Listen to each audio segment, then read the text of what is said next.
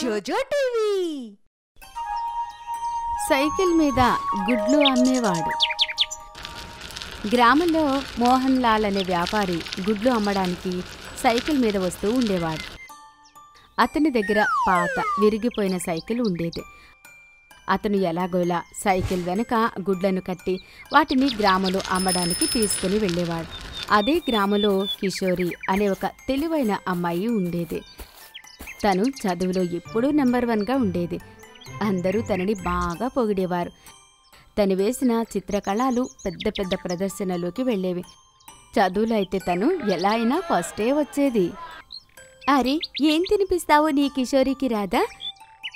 ప్రతి చోట తన పొగిడితే వినపడుతుంది. చాలా మంచి, చాలా తెలివైన అమ్మాయి మీ పాప. ధన్యవాదాలక్క. ఒకరోజు మోహన్ దాస్ గుడ్లు అమ్మడానికి కిషోరి గ్రామానికి వస్తాడు. కిషోరి వాకిట్లో ఆడుకుంటూ ఉంటుంది. వాళ్ళు చూసుకోకుండా ఒకరిని ఒకరు గుద్దుకుంటారు. సైకిల్ గుద్దుకోవడం వల్ల కిషోరి దూరంగా వెళ్ళి పడుతుంది. ఇంకా మోహన్ దాస్ గుడ్లు అన్నీ సైకిల్ మీద నుంచి కింద పడి పగిలిపోతాయి. అరే తల్లి, నీకు దెబ్బ తగలేదు కదా? నేను చూసుకోలేదు. ఎండ బాగా ఉంది కదా. అరే, నా గుడ్లన్నీ పగిలిపోయాయి. అరే, చాలా నష్టపోయాను. సరే, ఏం పర్వాలేదు. అరే తల్లి, నీకు దెబ్బలేం తగలేదు కదా? ఎలా ఉంది?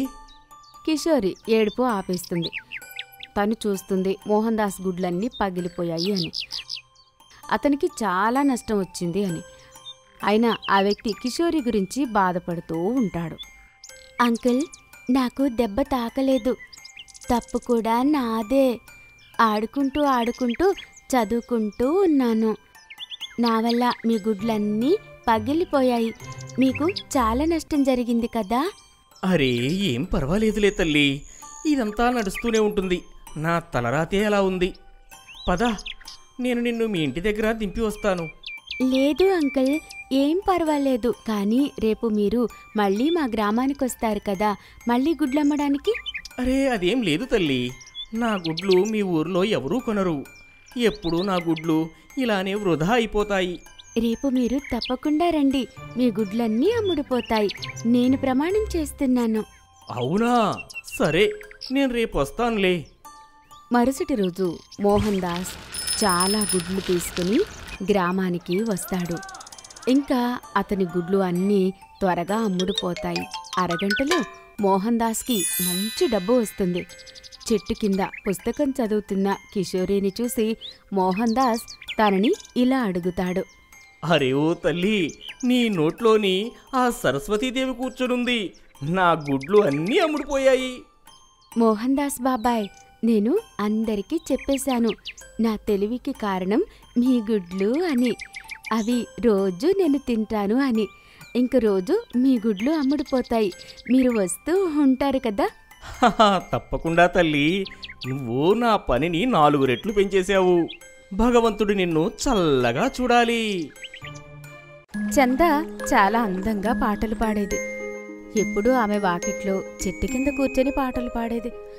కానీ ఎప్పుడు ఆమె పాటలు పాడుతున్నా ఒక నల్లని కాకి అక్కడికి వచ్చి కావు కావుమంటూ ఉండేది. కావ్ కావ్ లాలా లాలా కావ్ కావ్. అబ్బా, ఈ కాకి మళ్ళీ వచ్చిందా? ఎప్పుడు పాట పాడుతున్నా ఈ కాకి వచ్చి నా పాటలు పాడి చేస్తుంది. అమ్మా, ఏదో ఒకటి చెయ్యి. అరే, ఏం చెయ్యాలి? నువ్వు పాటలు పాడగానే ఈ కాకి వచ్చేస్తోంది. నేనేం చెయ్యాలి? ఏం మాట్లాడుతున్నావమ్మా? నేను బాగా సంగీతం నేర్చుకున్నాను. నిన్ను లతా మంగేష్కర్ లా పాడతానని మా మాస్టర్ అంటారు, తెలుసా? అవునా? ఏమో అమ్మా, నాకైతే సంగీతం గురించి ఏమీ తెలీదు. నీ పాటలు నాకేం అంత బాగా అనిపించవమ్మా. నీకన్నా కాకి చాలా బాగా పాడుతుంది. అమ్మా, నువ్వెప్పుడు నన్ను తిడుతూనే ఉంటావు. ఒకరోజు గ్రామంలో గట్టిగా డోలు మోగిస్తూ ఉంటారు. వినండి వినండి వినండి, రాజకుమారి సంగీతం నేర్చుకోవాలని అనుకుంటుంది. గ్రామంలో సంగీతం నేర్పేవారెవరైనా ఉంటే రాజకుమారికి సంగీతం నేర్పించాలి. బదులుగా బంగారు నాణేలు ఇవ్వబడును. చూడమ్మా, చూడు ఏం జరుగుతుందో చూడు. నేను రాజ్మహల్కి వెళ్ళి రాజకుమారికి సంగీతం నేర్పిస్తాను. ఇది మంచి ఆలోచనే. వెళ్ళి నీ కోరిక కూడా తీరుతుంది. ఈ కాకి బాధ నుండి కూడా బయటపడొచ్చు. అవునమ్మా, అది కూడా నిజమే. చంద రాజ్మహల్కి వెళ్తుంది. అక్కడ ఆమెకు సంగీతం నేర్పమని చెప్తారు. రాజకుమారి చాలా బాగా పాట పాడుతుంది. రాజకుమారుడు చాలా ఆనందించి ఆమెకు బంగారు కాకినిస్తాడు. రాజకుమారి గారు, మీరు నాకు కాకిని ఎందుకిచ్చారు? అప్పుడు రాజకుమారి ఇలా అంటుంది. చందా, మేము అడవికి వేటకు వెళ్లి వస్తుంటే గ్రామంలో ఎవరో పాట పాడుతుంటే తనతో పాటు కాకి కూడా పాడుతూ ఉంది. కాని ఎవరో నాకు సరిగ్గా తెలియదు. ఊర్లో దండోరా వేయించాను. ఎవరైనా సంగీతం నేర్పే అమ్మాయి దొరికితే నేను కూడా సంగీతం నేర్చుకుంటానని చెప్పాను. చందాకి ఆ కాకి యొక్క గొప్పతనం బాగా తెలిసొచ్చింది. బంగారు కాకిని తీసుకుని ఇంటికి చేరుకుంది. వాళ్ళ అమ్మకి జరిగిందంతా చెప్పింది. వావ్, ఈ కాకి నీ పాలిట దేవుడిలా కనిపిస్తోంది. నువ్వు రోజంతా తిడుతూ ఉండేదానివి, కాని రాజకుమారి ఆ కాకిని చూసే నిన్ను పిలిచింది. వెళ్ళు దానికి నీళ్లు తాగించు. ఈ కాకిని నిజంగానే చాలా థ్యాంక్స్ చెప్పాలి. పద, పాట మొదలు పెడదాం. కాకి మరియు చందా మళ్ళీ పాట పాడడం మొదలు పెడతారు. లాలా లాలా లాలా. బంగారు కాకిని తన రూంలో డెకరేట్ చేసి దానిని చూసుకుంటూ చాలా ఆనందపడుతుంది. మాయా కుక్కబొమ్మ ఇంకా సింహం. రాజు దగ్గర టామీ అనే ఒక అందమైన కుక్క ఉండేది. దాని దగ్గర ఒక అందమైన బాలు ఉండేది. ఆ కుక్క ఎప్పుడూ ఆ బాల్తోనే ఆడుకునేది. రాజుకి తన కుక్క అంటే చాలా ఇష్టం. ఒకరోజు అందరూ ఏమనుకుంటారంటే వాళ్ళు అక్కడ ఒక సింహాన్ని చూశారని, అది అడవిలో నుండి పారిపోయి గ్రామానికి వచ్చింది అని. అందరూ వాళ్ళ జంతువులని ఇంటి లోపల పెట్టుకోవడం మొదలుపెట్టారు. వాళ్ళు అనుకోలేదు వాళ్ళ జంతువులని సింహం తినాలి అని. రాజు వాళ్ళ అమ్మ రాజుకి అర్థమయ్యేలా చెప్తుంది. బాబూ, రాజు వినలేదా నువ్వు ఈ విషయం? అడవి నుంచి ఒక సింహం వచ్చిందట. అది నీ టామీని తినేస్తుంది. ముందు త్వరగా దీన్ని లోపలికి తీసుకువెళ్ళి దాచిపెట్టు. రాజు అతని కుక్కని ఇంటి లోపల పెట్టుకుంటాడు. కొన్ని రోజుల తర్వాత గ్రామం మళ్లీ ముందుగా మామూలుగా మారిపోతుంది. అందరూ మర్చిపోతారు గ్రామంలో ఒక భయంకరమైన సింహం తిరుగుతోందని. ఒకరోజు టామీ వాకిట్లో బాలాడుతూ ఉంటుంది. అప్పుడే హఠాత్తుగా అక్కడికి సింహం వస్తుంది. ఇంకా టామీ ఆడుకోవడం చూస్తుంది. వావ్, ఈ బాల్ ఎంత అందంగా ఉంది. ఇవాళ నేను ఈ బాల్ని అడవిలోకి తీసుకుని వెళ్తాను. సింహం తనపైన దాడి చేసి ఆ బాల్ని తీసుకుని అడవి వైపుకు పరిగెడుతూ ఉంటుంది. టామీ దాని వెనకాల పరిగెడుతూ ఉంటుంది. టామీ పరిగెత్తడం చూసి రాజు కూడా దాని వెనకాల పరిగెడుతూ ఉంటాడు. అరే ఆగు టామ్, నువ్వు ఎక్కడికి పరిగెడుతున్నావు? అది చాలా భయంకరమైన సింహం. ఆగు ఆగు. కానీ టామీ కూడా ఆగనే ఆగదు. అది సింహంతో పాటు అడవికి వెళ్ళిపోతుంది. రాజు వాళ్ళమ్మ రాజు వెనకాల పరిగెడుతూ వస్తుంది. అరే, నువ్వు ఎక్కడికి వెళ్తున్నావు? ఆగు. అరే బాబూ, రాజు బాబు, నువ్వు అడవికి వెళ్లాలని లేదు కదా. పద, ఇంటికి పద. అయ్యో భగవంతుడా, ఈ కుక్క మాయలో పడి నువ్వు పిచ్చోడు అయిపోతున్నావు. రాజు గట్టిగా ఏడుస్తుంటాడు. టామ్ వెళ్ళిపోయింది. ఇప్పుడు నేను ఏం చెయ్యాలి? అరే, నువ్వు బాధపడుకో. ఆ బాల్ తీసుకుని వచ్చేస్తుంది. బాధపడుకు నాన్నా. చాలా రోజులు గడిచిపోయాయి. కానీ టామీ మాత్రం తిరిగి రాదు. ఒకరోజు ఉదయాన్నే రాజు వాళ్ళ అమ్మకి బట్టలు ఉతకడానికి సహాయం చేస్తూ ఉంటాడు. వాళ్ళ అమ్మ బట్టలు ఉతుకుతూ ఉంటుంది. ఇంకా రాజు వాటిని ఆరేస్తూ ఉంటాడు. హఠాత్తుగా అతనికి టామీ కనిపిస్తుంది. టామీ నోట్లో అదే బాల్ ఉంటుంది. దేంతో అయితే అది ఎప్పుడూ ఆడుకుంటూ ఉండేది. రాజు టామీని చూసి చాలా ఆనందపడతాడు. అమ్మా చూడు, టామ్ వచ్చింది. కుక్క వెంటనే పరిగెడుతూ రాజు దగ్గరికి వెళ్తుంది. ఇంకా గట్టిగా హత్తుకుంటుంది. ఇంకా మళ్ళీ రాజు ఇంకా టామీ కలిసి ఆనందంగా ఉంటారు.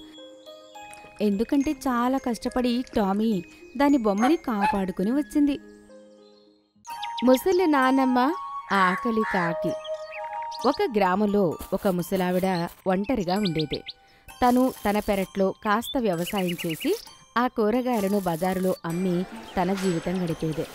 ఒకరోజు తన కూరగాయలమ్మి తన ఇంటికి తిరిగి వస్తూ ఉండగా తనకి తన ఇంటి ముందు ఒక కాకి గాయపడి ఉండి కనిపిస్తుంది.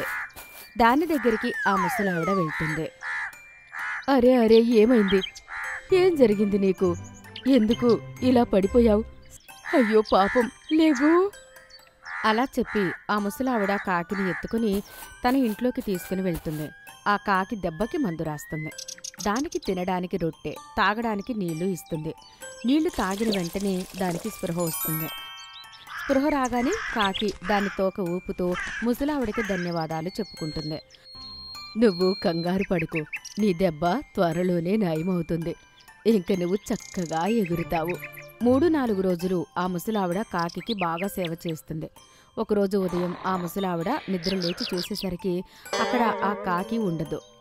అరే, ఈ కాకి ఎక్కడికి పోయింది? కొంపతీసి దీన్ని పిల్లెత్తుకెళ్ళలేదు కదా. అప్పుడే ముసలావిడకి తన వాకిట్లో ఉన్న చెట్టు పైన కావు కావు అనే అరుపు వినిపిస్తుంది. ముసలావిడ చూసేసరికి కాకి చాలా బాగా అయిపోతుంది. ఇంకా చెట్టు మీద కూర్చుని కావు కావు అంటూ ఉంటుంది. అచ్చా, ఇప్పుడు నువ్వు బాగైపోయావు. అయితే నువ్వు ఎక్కడికైనా చక్కగా ఎగరగలుగుతావు. ముసలావిడ అలా అనగానే అది ఎగురుకుంటూ వచ్చి ముసలావిడ ముందు కూర్చుని ఇలా అంటుంది. లేదమ్మా, నేను ఎక్కడికి వెళ్ళను. నేను మీతో పాటే ఉంటాను. అరే, నువ్వు మాట్లాడగలవా? అవునమ్మా, నేను మాట్లాడగలను. అప్పటి నుంచి కాకి ఆ ముసలావిడతోనే ఉంటూ ఉంటుంది. ఒకరోజు కాకి బయట నుంచి ఇంటికి వచ్చి చూసేసరికి ముసలావిడ అనారోగ్యంతో పడి ఉంటుంది. తనకి చాలా జ్వరంగా ఉంటుంది. ఆ నొప్పితో తను పడుకుని అరుస్తూ ఉంటుంది. కాకి మెల్లిగా తను కాళ్లతో నీళ్లను తెచ్చి ముసలావిడకు తాగిస్తుంది. నీళ్లు తాగిన వెంటనే ముసలావిడికి స్పృహ వస్తుంది. అప్పుడు కాకి ఇలా అంటుంది. మీరు కంగారు పడకండి, నేను ఇప్పుడే వెళ్ళి డాక్టర్ని తీసుకొస్తాను. ఇంకా కాకి నేరుగా ఎగురుకుంటూ డాక్టర్ దగ్గరికి వెళ్తుంది. కాకిని చూసి డాక్టర్, ఒరే, ఈ కాకి ఇక్కడికి ఎలా వచ్చింది? పంపించేయండి దీన్ని. అప్పుడు కాకి డాక్టర్ గడియారం తీసుకుని అక్కడి నుంచి ఎగిరిపోతూ ఉంటుంది. ఆ గడియారం చాలా ఖరీదైంది. అందుకే డాక్టర్ ఇంకా అతని పనివాడు కాకి వెనకాలే పట్టుకోండి పట్టుకోండి అంటూ పరిగెడుతూ ఉంటారు. కాకి ఎగురుతూ ఎగురుతూ ముసలావిడ గుడిసె దగ్గరికి వచ్చి లోపలికి వెళ్తుంది. డాక్టర్ ఇంకా తన పనివాడు గుడిసె లోపలికి రాగానే ముసలావిడ అనారోగ్యంతో ఉండడం చూసి, అవునా, అయితే కాకి మహారాజా ఇదే విషయం. మమ్మల్ని ఇక్కడికి ఇందుకే తీసుకొచ్చారా? డాక్టర్ అలా అనగానే కాకి గడియారం డాక్టర్కి ఇచ్చేస్తుంది. తర్వాత డాక్టర్ ముసలావిని చూసి తనని అతని హాస్పిటల్కి తీసుకుని వెళ్తాడు. అక్కడ తనకి బాగా వైద్యం చేస్తాడు. కొద్ది రోజులు మంచి వైద్యం దొరికిన కారణంగా ముసలావిడ మళ్ళీ బాగా అయిపోతుంది. ఇవాళ నీ కారణంగానే బ్రతికి ఉన్నాను, నీకు చాలా ధన్యవాదాలు. అలా చెప్తూ చెప్తూ ఆ ముసలావిడ కాకి తలపైన ప్రేమగా నిమురుతుంది. ప్రేమగా తల మీద అలా నిమిరిన వెంటనే ఆ కాకి ఒక మనిషిలా మారిపోతుంది. అది చూసి ఆ ముసలావిడ ఆశ్చర్యపోతుంది. అమ్మా, నాకు ఒక ఋషి శాపం వల్ల ఇలా జరిగింది. నేను కాకిగా మారాను. నేను ఏదైనా మంచి పని చేస్తే, ఎవరైనా నా తలపై నిమిరితే నేను నా నిజ రూపానికి వస్తాను అని. ఇవాటి నుంచి నువ్వే మా అమ్మవి, నేనే నీ కొడుకుని. ఇలా ఇప్పుడు ముసలావిడ ఒంటరి కాదు, తనకి ఒక కొడుకు ఉన్నాడు. ఇంకా ఆ మాయా కాకికి కూడా శాపం నుండి విముక్తి లభిస్తుంది. ఇంకా ఎప్పుడూ అతను ఆవిడతో కలిసి ఆనందంగా ఉన్నాడు. ఒక గ్రామంలో ఒక మేక ఇంకా ఒక గాడిద ఉండేది. అవి రెండూ ఒకటే రైతు దగ్గర ఉండేవి. మొదట్లో అయితే అవి రెండూ చాలా మంచిగా స్నేహంగా ఉండేవి. కానీ తర్వాత ఏమయ్యిందంటే ఆ రైతు ఎప్పుడు పొలానికి వెళ్ళినా గాడిదని అతనితో పాటు తీసుకుని ఇంకా మేకని ఇంట్లోనే వదిలిపెట్టి దానితో పొలంలో చాలా పనులు చేయించేవాడు. అందుకే ఆ రైతు ఆ గాడిదకి తినడానికి చాలా ఎక్కువ భోజనం పెట్టేవాడు. కానీ మేకకి మాత్రం తినడానికి చాలా తక్కువ ఇచ్చేవాడు. మేకకి తినడం అంటే చాలా ఇష్టం. మెల్లిమెల్లిగా మేక స్నేహమంతా ద్వేషంలా మారిపోతుంది. ఇప్పుడు దానికి గాడిదని చూస్తే అస్సలు ఇష్టం ఉండేది కాదు. నేనేమైనా రాను అన్నానా ఆ పొలంలోనికి? నేను కూడా పొలానికి వెళ్ళాలి అని అనుకుంటున్నాను. నా మిత్రురాల్ని కలవాలి అని నాకు ఉంది. ఈ రైతు మాత్రం నన్ను ఎక్కడికి తీసుకెళ్ళడు. నన్ను రోజు ఇలా ఇంట్లోనే కట్టేసి ఉంచుతాడు. ఈ గాడిదను చూడు, ఎప్పుడూ తింటూనే ఉంటుంది. నేను ఏదో ఒకటి చేయాల్సిందే. అది అలా కుళ్ళుతో ఒకరోజు మేక గాడిద దగ్గరికి వెళ్ళి ఇలా అంటుంది. అన్నా, నిన్ను చూసి నాకు చాలా బాధగా అనిపిస్తుంది. ఈ రైతు రోజంతా నీతో చాలా పని చేయిస్తాడు. అక్కడ చూడు, ఎదురుగా ఒక పెద్ద గుంత ఉంది.